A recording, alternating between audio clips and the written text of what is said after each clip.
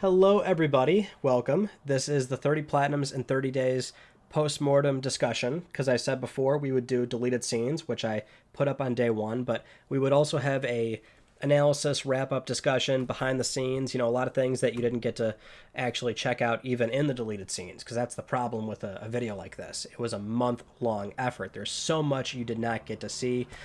So what I've got going is my PS5 direct capture, and you don't necessarily have to watch this because it's going to be a long discussion.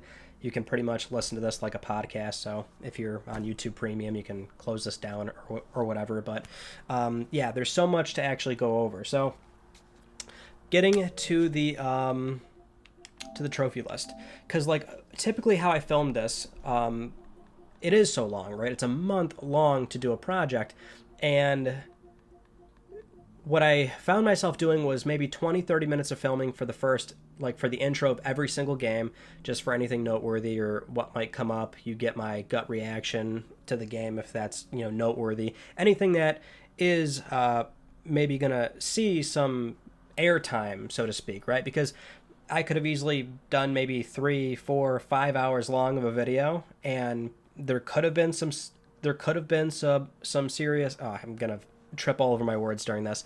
There could have been some serious substance the entire 3-4 hours, but you can't really do that on YouTube nowadays. There's not many channels that get away with that. So I knew it was going to be like longer than the last video, but still wanted to be under an hour. So every single thing that I end up doing, I have to be mindful of, like, okay, if I'm going to talk about this, if it's going to make it into the final video, is it worth the precious seconds of time here? So for each game, I would do, 20-30 minutes of the intro, maybe something in the middle, again, if it's worth it, and then maybe like 5-10 minutes of the outro. I just need to see the trophy pop, essentially, and that's all I need. And then everything in between that is a lot of the stuff that you didn't get to see. So first up was Oxenfree, which this game was 8 to 12 hours, and that was really pushing it. That's, again, like the first video, where Destroy All Humans was a 15-hour platinum, and that was a big mistake because it took like 3 days. And that's like the thing, right, is you think, you might go, oh, okay, like an 8-hour platinum, that's, doable in a day. But like most people are not going to platinum a game or play any game for 8 hours in one sitting, especially when you just consider like sleep, taking breaks, eating. Like we've got actual like normal human things that even get in the way of 8 hours where it seems manageable. But the best games for this were really in the range of 5 to 6 hours, because that accounts for all those everyday things that you want to do outside of just playing a game constantly for the entire day. And that's why I put the final stats towards the end of the video, where the on average play time for the days that I actually did play a game came out to like a little over 7 hours, which is still a lot to do for 20 something days. And that's the other harsh reality of this video, is that it's not really 30 platinums in 30 days. It's like 31 platinums in 25 days or something, because like I had to do other things. And when I had said like, oh, I got to get to work, or I got to go to, like, when I say work, I mean that's other uploads. You know what I mean? Like most of you probably know this by now, but this has been a full-time commitment, because there's just, channels take a lot of energy. I'm a one-man show here. I do all the scripts, editing, filming, all that junk. So when I had to stop doing this to like do another video, that's why towards the end and you'll see that I missed these uploads, but I missed 2 Tuesday uploads. I just did not have time because I was running out of space to like actually consistently sit in front of the TV and start working on some of these titles. So that's like where I found myself towards the end there, and that's why I missed 2 uploads. Anyway, Oxenfree was 8 to 12 hours. That was really pushing it, so that went into the next day, and I ran into that issue where that was worth talking about, because it was like, come on, the first game and this weird thing is happening where it really did happen not 8 times, maybe like 12 to 15 times, where the frame rate would drop to like, I'm not even joking, like 5 frames a second or something. It was a really weird circumstance. I don't know what was happening. This is not one of those PS4 games where when you boot it up, you get a warning message about how it may act odd. There's only 100 games that do that, which out of the 4,000 PS4 titles, like that's still like what, 1% or something? I'm bad at math, but it's a very small amount. So it's not one of those games, but Oxenfree was interesting. It's pretty straightforward. Just have to do multiple playthroughs. Undertale, yeah, this one was short, and it's interesting that you don't have to actually finish the game. Really funny. I wish I had something notable to say here about Undertale, but it's like it's really a game where I finally got to it, and I was so happy that it was a short platinum because that is genuinely something I wanted to get to. Witchcrafty, one of the final PS Vita games ever published on the store. This game, it's weird because generally speaking, I've noticed that with trophy guides, they almost always undersell the estimated time to platinum. Almost always. And that's like the biggest problem with doing this video is that I could see a guide, it says 6 to 8 hours, and I go, that's manageable. But every time, man, it takes like 10 hours plus. And maybe that says something about me, but I have a sneaking suspicion that the problem with when people write trophy guides is that they've already done it. So in their head, they think, oh, it should be like this for somebody that's just getting into it. But they've lost that frame of mind. You know what I mean? You can no longer think like a new player going into the game and not realizing that they're going to maybe take a bit longer now that you've done it. I think a lot of writers maybe put that in their head of like, now that they know how to do it, here's the best way. And even if you show somebody the best way, that may not be, unless it's like an exploit or something that seriously cuts down the time to platinum. When they do it like that, I think they're underselling how long it actually takes. So with that said, Witchcrafty, it said 3 to 4 hours. It actually took 2.5 hours. So this is one of our shorter games. Severed, this is another long one, like 8 to 10 hours. So it was like a lot. And it's a really interesting game. It's swipe based, which I don't have a problem doing on Vita. But it's very much, it feels more like a smartphone game than a PS Vita game, but there's still like, manual controls in the game that you have to do and use. But that one was, I didn't know what to expect going into it. A lot of these games, I knew I wanted to play them, but I try and avoid, looking up a lot of things about them. And the other part of it is that I do tend to avoid the most optimized path when that optimized path compromises the experience, which I don't think Severed really had anything like that going on, but a lot of the time, step one of a trophy guy will be like, oh, okay, optional blind playthrough. If not, here's how to do it, 5 hours faster, and I will always take the optional blind playthrough. I don't want to ruin my enjoyment of games, which is also why this is a problem to do something like this. The Playroom VR, this was pretty straightforward. Nothing wrong, nothing crazy, nothing insane. If anything, the Playroom VR, which I had not gotten to, it's one of those VR games where it tries to utilize asynchronous social play, where the TV player there should be a TV player, and they're going to see something that's different from the VR player.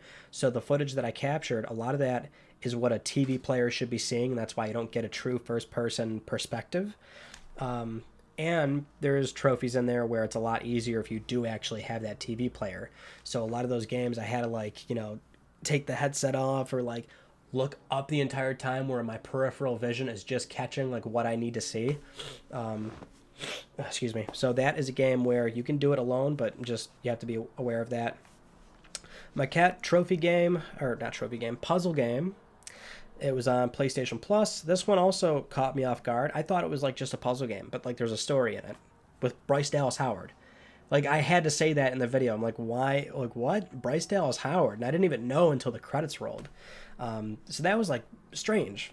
I didn't realize that there was a story in there. I genuinely thought it was just a really interesting take on puzzles where you can enlarge and lower objects, and you're kind of within you're in this setting that is within a setting, if you know what I mean, and that was really strange. Death Stranding Director's Cut, I thought this would be really funny to do because I knew the import save was there, and I knew ahead of time, okay, actually this fits the profile of what I want to do in this challenge, which is about 3 to 10 hours per game, because it doesn't give me the entire platinum. I didn't want to, cheese it that way. So I was like, oh, that's actually perfect. I get to play Death Stranding during the trophy challenge. And that's exactly what happened. So no major problems or hiccups there. The import from a PS4 Platinum gets you up to 95 something percent. You have 3 trophies left. You just have to build the new structures, which may not be super easy. You have to go to different facilities and grab all the stuff that you need. You had to do the races, and those are actually pretty fun. So that was fine. Donut County was actually really short. I didn't realize how short it was. So this was another one where it was under 3 hours, and I really did not want to like do games that short. In an ideal world, I would have loved to have all of them be at a minimum 5 hours, just because in my head I kept thinking like let's really acknowledge the problems or the things that people brought up in the first one, which is I did a lot of short games, and some of them not even like the end stuff, right, that were in the montage, those like the Ratalaka games or whatever, where they're 20, 30 minutes. I mean, those things are just straight up bullshit, right? Not even that. Like, I did a bunch of other games that were like only an hour long, like Dying Reborn or Toro. Like, those games just were really short. So I even wanted to avoid that stuff. And I also wanted to avoid doubling or tripling up. So, like, The Walking Dead or what was it? Wolf Among Us, which I feel like a broken record. I think I said this before, but like I don't think people realize how hard that actually was. So I didn't want to do it this time, but that was tough. That manning three systems at the same time, even games like that where I thought like, okay, that's why I'll do these games at the same time because they're story based, very easy games, and they are to an extent, and that's how I managed through it. But that was like a way more of a pain than I thought to play three games at the same time. And it wasn't like I got three platinums at the end of it for the price of one, or for the time of one. Managing three of them really turned it into a much slower process. So it was like maybe 1.5 to get three, if that makes sense. Anyway, Donut County was short. And it's a fun, cute game, so I don't really have a problem with it. I enjoyed it. Cat Quest, however, that was kind of like some of the games earlier, 8 to 12 hours, and it's just like so enjoyable. Like, it's so mindless, and it doesn't overstay its welcome. I was not joking when I said this was just such a great game. So fun. Like, it's easy. I like games where, and obviously I like difficult stuff, but sometimes it's really fun to play something where you're just handed a lot of things and you don't have to think. And it's more about like what the game's like, other elements of the game that you're really enjoying, right? Like, yeah, it's easy or whatever. Games don't always have to be a challenge. What's funny is, all the cat puns in the game and some of the unique enemies that you run into and just like the noise and the music. It was just like, that is the type of experience where it was great. Same with Coffee Talk. So this was one where it had a decent amount of airtime because I ran into a problem where one trophy was not unlocking correctly. And there weren't many resources to really troubleshoot exactly what I did wrong. I think in hindsight, I maybe would have cut that time down a bit because it wasn't like that big of a deal. But it was just like an interesting problem that came up. And that game was also really cool where like I did not expect at all that it was a supernatural coffee game. I thought you like were a barista making coffee. And sure, you're doing that, but you're also doing that for like kind of spoilers, I guess, but like a squid lady, a cat lady, an orc, a wolf. Like, I didn't think that was going to happen, but really interesting meta commentary on society in general too, which is like strange. Wasn't expecting that. Tekken Tag Tournament, you did see my little fit with the bowling. This game I was like kind of worried halfway into it. I'm like, why is this so difficult? Like, this is way harder than I thought. And that's like another thing where the estimated difficulty on trophy guides will be very subjective. Can you really take it for what it is? I mean, everybody takes difficulty in a different way, and I'm not opposed to a difficult game. What I'm opposed to is being able to do it in a timely manner, right? I like playing challenging games, but I can't spend a lot of time with one when I'm supposed to be getting a lot of things done in a short amount of time. So even outside of the bowling, like the arcade mode was whooping my ass pretty good. Like, I'm not good at fighting games. I'm not. But I thought like it shouldn't be a problem. That it was. So that was a game where they said 6 hours, and in all fairness, they said the guide said 5-6 hours, dependent on skill. Okay, dependent on skill. That's why it took me like I think 10 hours, 8 or 10 hours. Gris is like the perfect example of what I was going for. Maybe like 3.5-4 hours, and it's just there's nothing in there that's really going to give you too much of a problem. And a really artistic, beautiful game. no complaints there. Something where it's weird too, because Gris I wasn't really dying to play, but considering it met the profile so well for what I wanted to accomplish here, then I went ahead and did it, and I'm glad. Same with Last Stop. It fit the profile very well. It was a little bit on the longer side, but same thing where there's nothing in there that's going to really give you too much of a problem. And for a story game, I like how it had a pretty big U-turn at the end. I'm a huge fan of that. In fact, if you have any recommendations on a narrative-based game where there's just some sort of twist or something that throws you off near the end, I love stuff like that, and that's what Last Stop is. So, had a good time with that. As for Moss, also love this. And Moss is a PlayStation VR game that I wanted to play in its entirety. I definitely tried it before, and that's why I was such a fan of it for a long time, but it's a shame that I never really got to it until now. The only thing that's crazy about Moss is that there's one trophy in there where you have to beat the entire game without dying. Now, it's a game where you can finish it in 1 hour, but I mean, come on. It's just, that sounds a lot more scary as is because, well, it's a platformer, first off. Combat scenarios I wasn't too worried about, but you know how often you make a simple mistake in a platformer, you just fall off a cliff or whatever, you're screwed. And there's a few jumps in there where it's just if you don't judge the jump that well, it's nerve-wracking.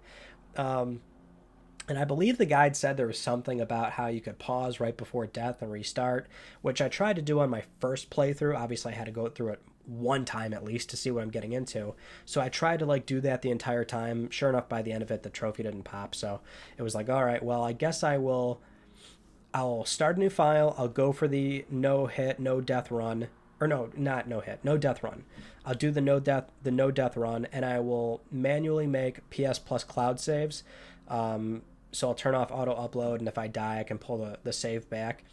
Which I maybe made 5 or 6 manual saves, and I didn't need them. I did this whole game after one playthrough. I did the second playthrough, no deaths. I was really proud of that one. It's not something that was conveyed in the final video, but I am surprised that I actually got through with that, because I can definitely make simple mistakes in a platformer, much like everybody probably can.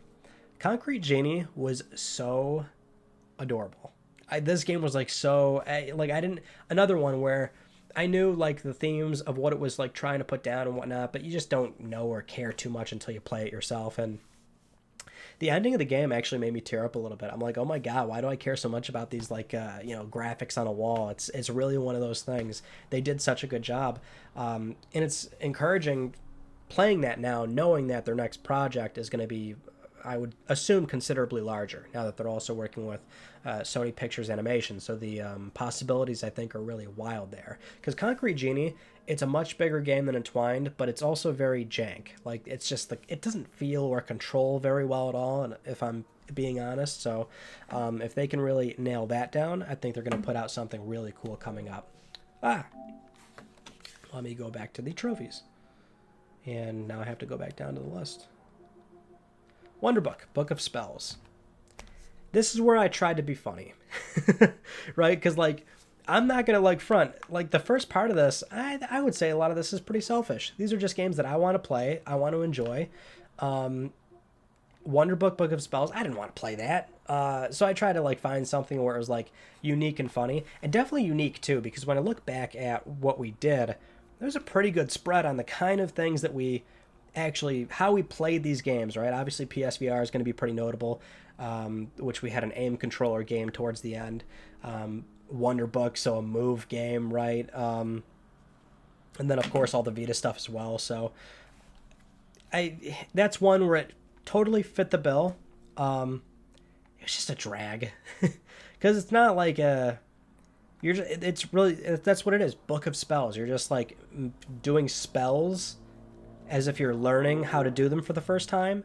But it's not a story or anything like that. It's just you learn spells. It's kind of a more passive experience in the Harry Potter universe. No good. Little Nightmares 2. I really like the first one. What's funny is that I don't think I'm sure of this.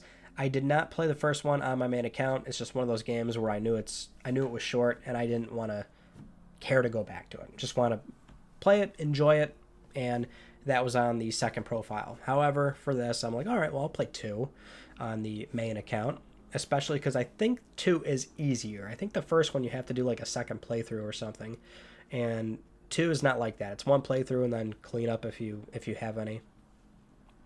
And then Ponzu Hunter, back to the 90s. That was my little skit, putting on a suit. This was kind of like a, not last minute thing, but maybe halfway into the challenge. I was still vetting the entire list of games. So I didn't actually have it pinned down exactly on the full 30. And in fact, we can talk about games that maybe didn't make it into the challenge, because that was the problem, is that at this point, I'm really running out of time. And so some games that I was looking at, I had to drop them. Like, I wanted to do Doki Doki Literature Club, which that's actually going to be like a 25-hour platinum, but I've played it before. So yeah, there's like new content, but I can skip through most of it. And I assumed that it could make it into this challenge because maybe I could get the platinum down to 5 or 6 hours. But the problem is there was no guide outlining like something like that for a player where it's like, if you've played it before, here's the best way to do it. It's not often where I would use a guide in such a manner, but I would qualify for it that time. But there was not many resources to be able to do it. That and the Forgotten City. I wanted to play that as well, and there's not many resources online confidently telling you how long it's going to take. And since I'm already halfway into the video, I cannot risk starting a game on my main account and it's not, I run into problems, issues, it's taking much longer. Like, I couldn't risk that either. So that was another one where it didn't make it into the final video. Same with Life is Strange Before the Storm, which you saw in our late night pickup Patreon video. I said, like, I may or may not do that. I didn't do it. I just chose True Colors, because actually what I wanted to do was play Before the Storm and then True Colors, because I had read, like, you don't necessarily have to play a previous Life is Strange game, which I played the first one, not the second one, not Before the Storm. I only played the first game, and the recommendation was at least play Before the Storm. That's why I picked it up, didn't get to it. But back to Ponzu Hunter. This was one where about midway in, I found this just surfing the PlayStation Store, and that's where I did some searching, and it was like, 3 to 5 hour platinum. And I'm like, well, clearly it's weird. Clearly it's silly. We got to have some of those in here. And then right on the spot, before I bought it on the PS Store, I'm like thinking like, okay, how would this fit in? Oh, maybe I could do that. Like put on a suit and try to be a gentleman about it. So that's what that was. Not quite last minute, but it felt like it. And Ultra Mission, I swear that was always part of it. So this is the shortest one. I think my platinum time on this is like 20 minutes.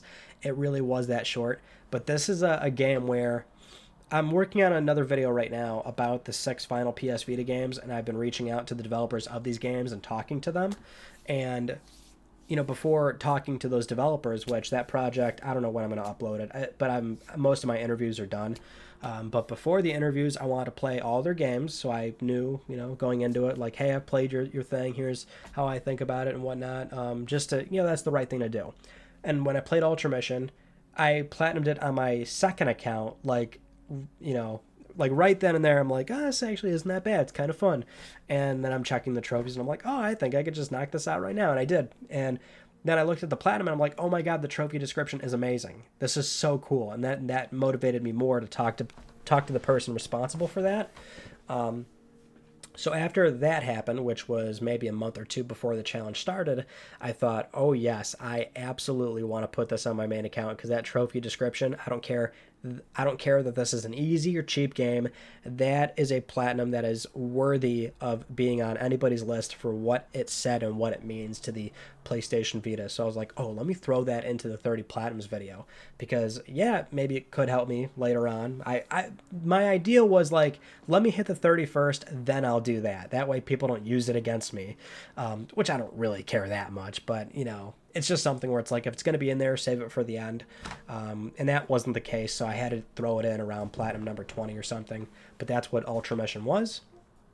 Persona 4 Dancing. This was also a game where I did not intend to do it. It was a last-minute thing where, and not quite last minute, but I was realizing, okay, Ryan, you are running out of time. What are you going to do?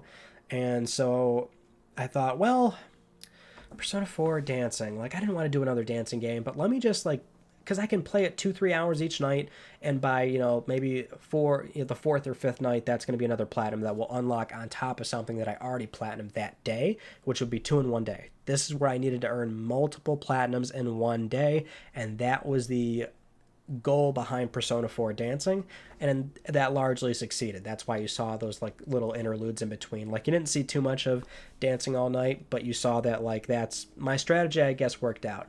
And Sir Eats a Lot, this is a PS Vita game that said 5 to 6 hours. It took nine or 10. It was a really cute game to start off, but this is where I started getting frustrated because for the game inherently, right? I think I wouldn't be as frustrated if I didn't have to do it in this manner, but because I was short on time, I had to. I'm sorry, I'm being so nasally.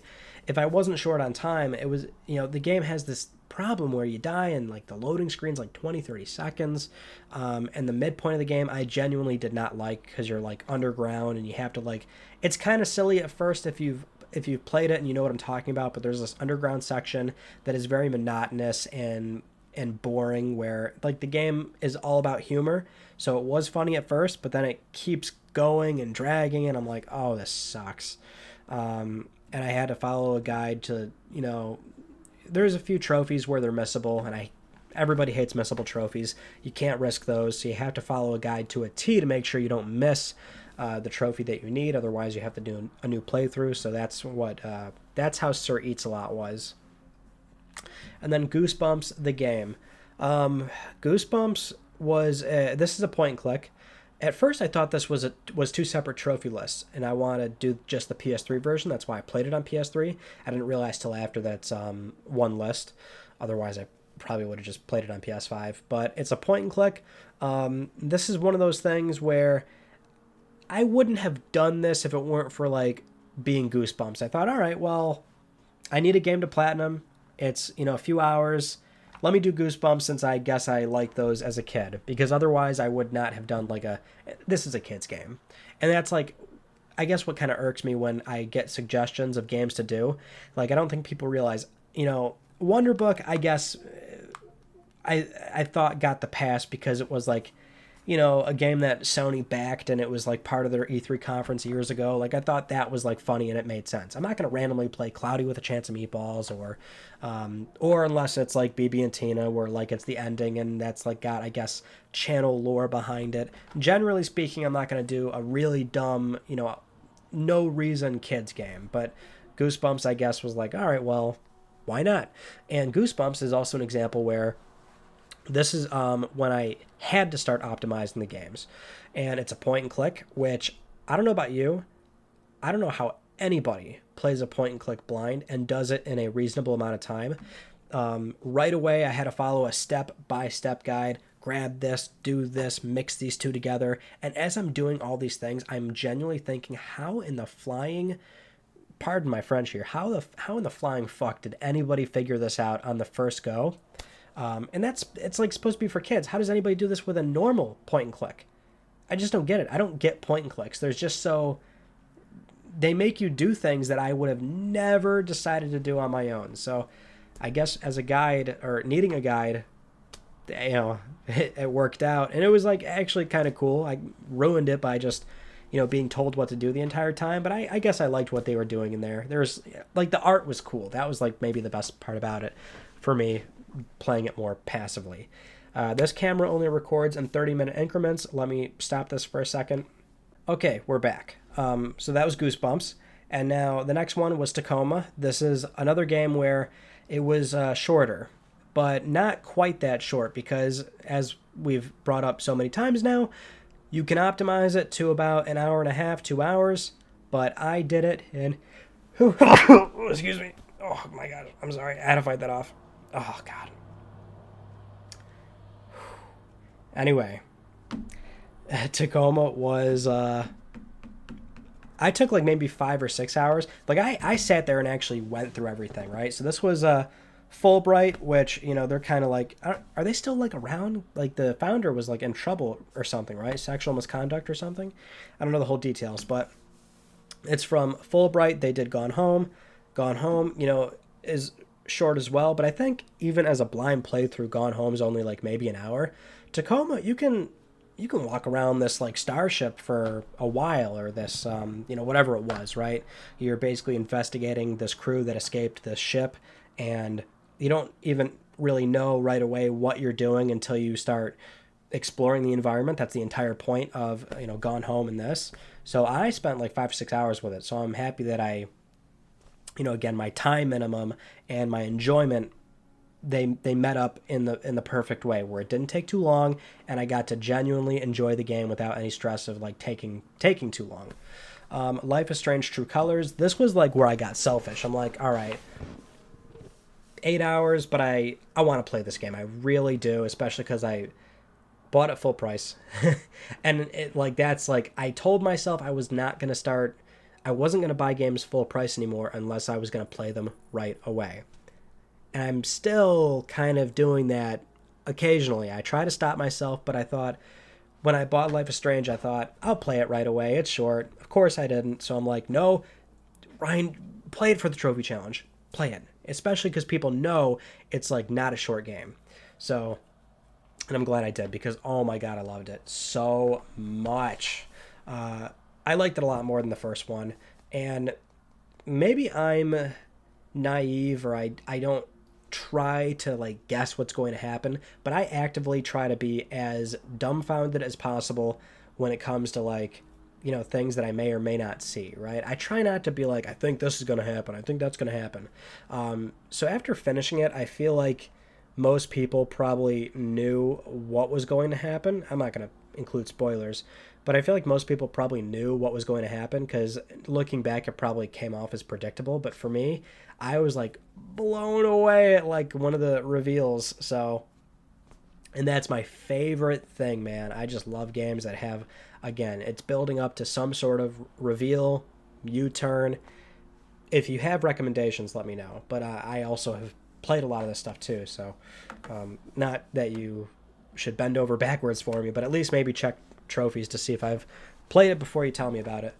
Bravo Team, yeah, this was one where it was a bit unique. So a PSVR aim controller.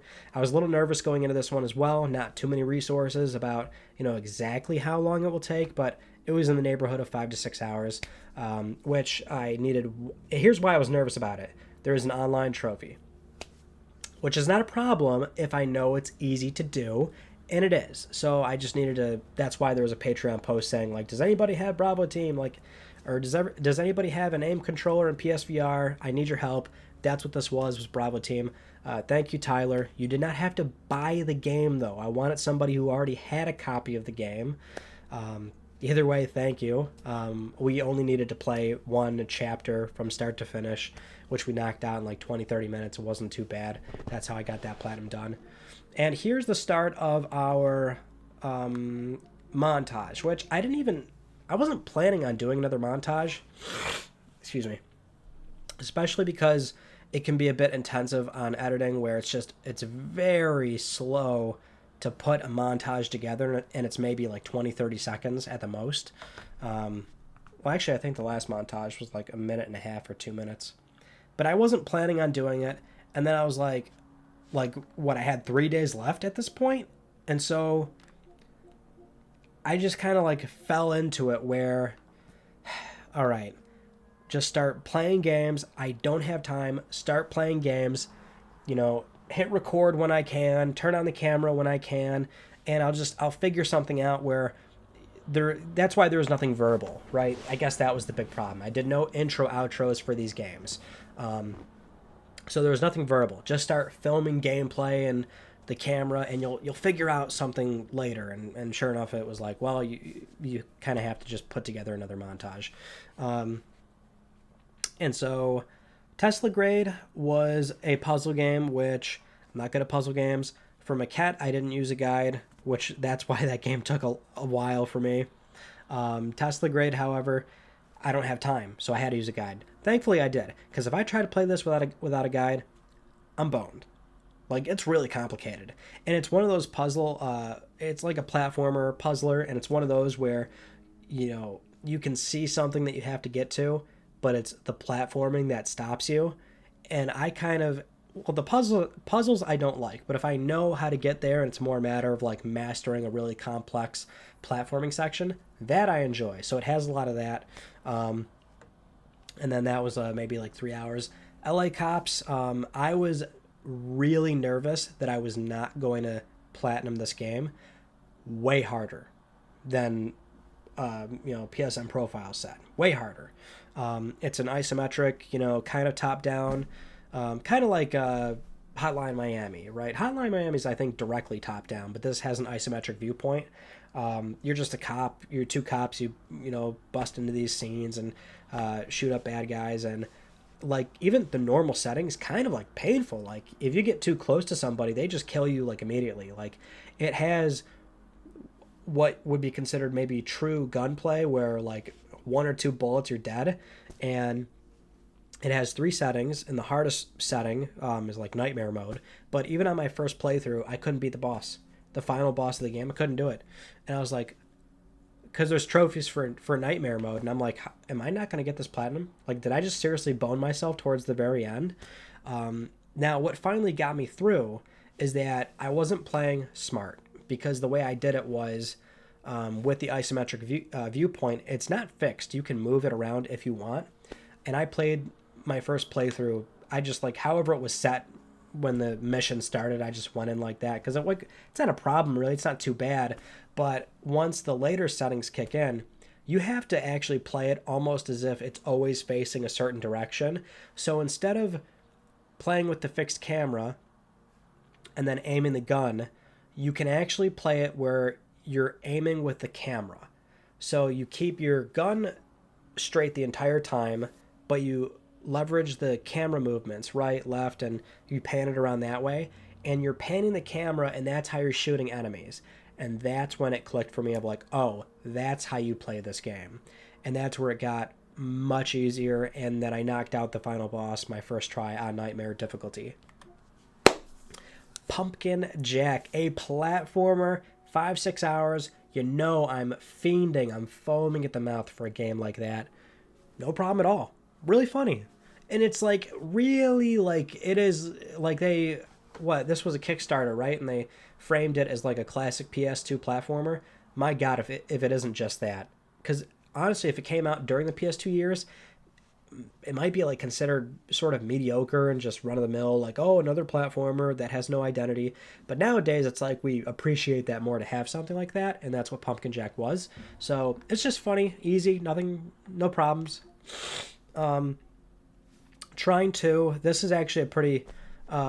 If you remember the first video where I played Terminator Salvation, that is like this. Like it's an early life cycle PS3 game where trophy hunters, they always had Terminator Salvation and Trine 2. Trine 2 has like maybe, yeah, it's all gold. I can see the breakdown right here. 11 gold, 1 silver, and you don't have to beat the game at all. You only have to get up to like chapter 6. And it's just like weird stuff. You just have to do weird things in the environment. Nothing related to the story or beating bosses. Nothing like that. You just have to do weird things in the environment. And that triggers most of the trophies. So I thought, all right, well, why not? And that's how that one happened. And then Full Throttle Remastered. This is a point and click. So guide time. Open up the guide. Step by step. What do I do? How do I do it? And I'm going through the guide, and I'm like, I would never be able to do this on my own. I would never figure this out. But really cool story, actually. This game is remastered, so the original came out in the 90s, and yeah, it's cool. You can actually also toggle the original graphics, which I did for maybe like a good half of it, because it was like just fun to see it that way.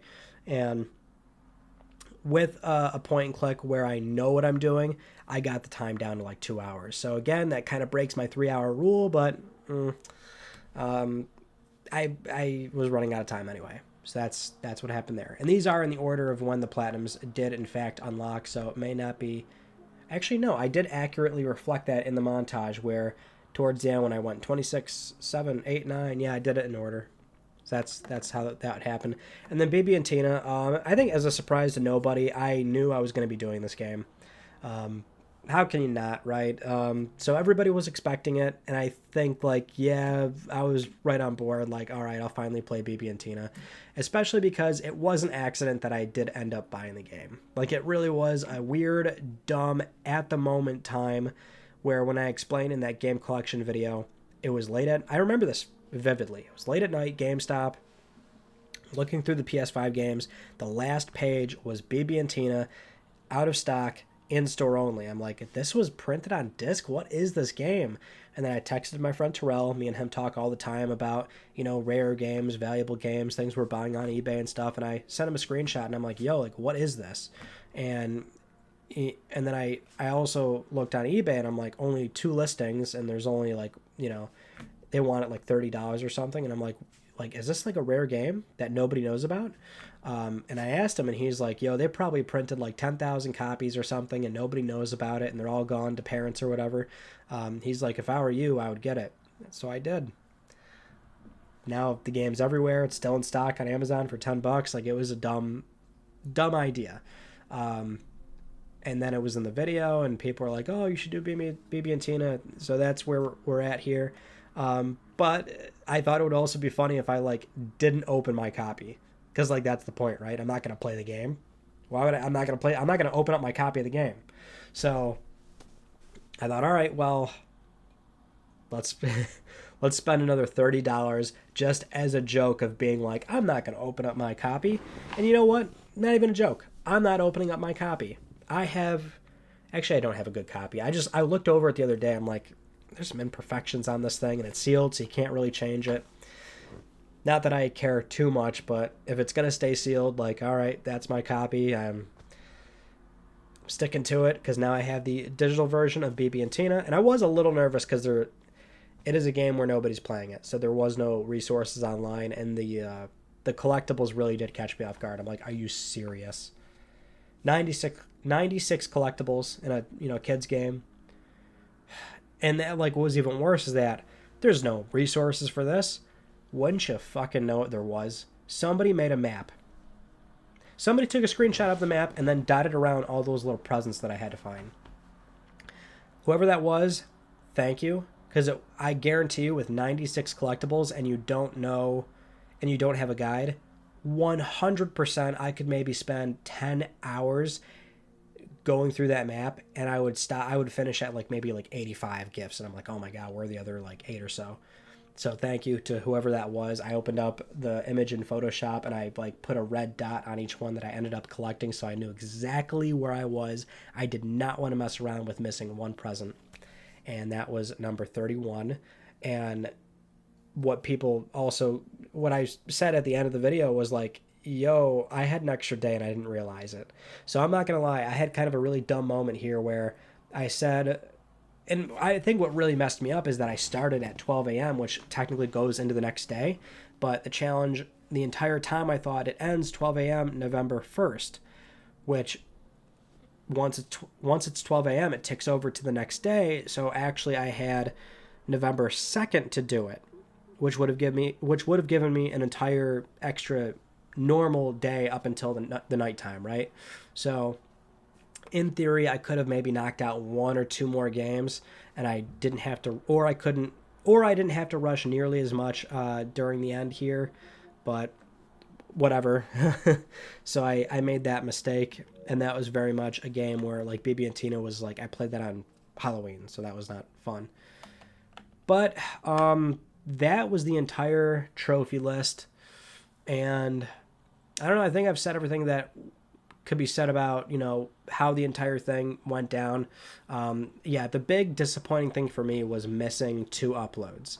I really hate missing uploads, especially because YouTube is like, it can drive you nuts when it's, your income and you kind of depend on it, and the analytics dashboard is just so mean to you, like in a not, what's the best way to put it?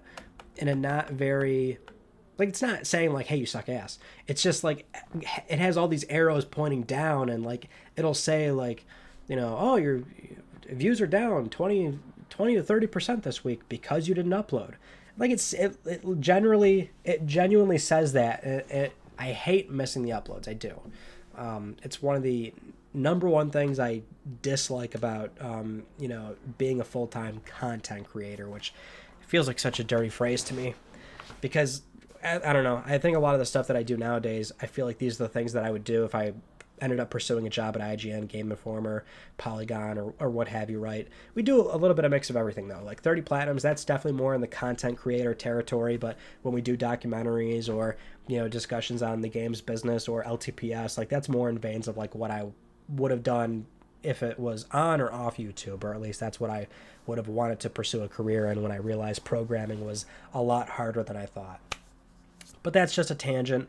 I digress here. Thank you so much for enjoying or joining me in this post-mortem conversation. I hope you enjoyed it, for that extra insight where I'm knocking my desk and probably making a bunch of little fiddly noises. I'm sorry about that.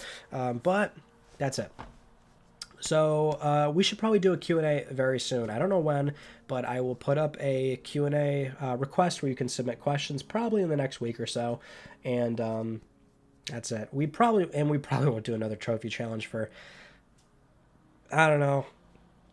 Maybe I need another year break, so maybe it'll be like a semi-annual thing. It's not something I can do yearly, but I'm glad everybody enjoyed it as much as they did. Thank you so much for being here and supporting, and that's it.